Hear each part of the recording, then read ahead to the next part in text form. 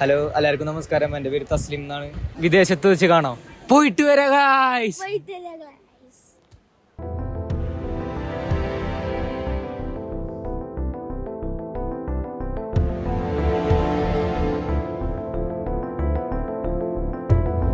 പരം ദയാവിൻ പെരും ഖജാന തുറന്നിടുന്നോ അറിഞ്ഞുകൊള്ളേ മറൈതതുള്ളോ ഹൃദന്ത സാരം പകർന്നുകൊള്ളേ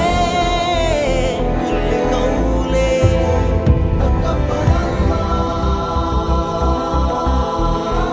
ഞാൻ വരുന്നത് തൃശ്ശൂർ പഴവിൽ നിന്നാണ്. അപ്പോൾ ഞാൻ ഇപ്പോൾ ഷിപ്പിൽ വർക്ക് ചെയ്യാണ്. ഇപ്പോൾ ക്രൂ മെമ്പറാണ്.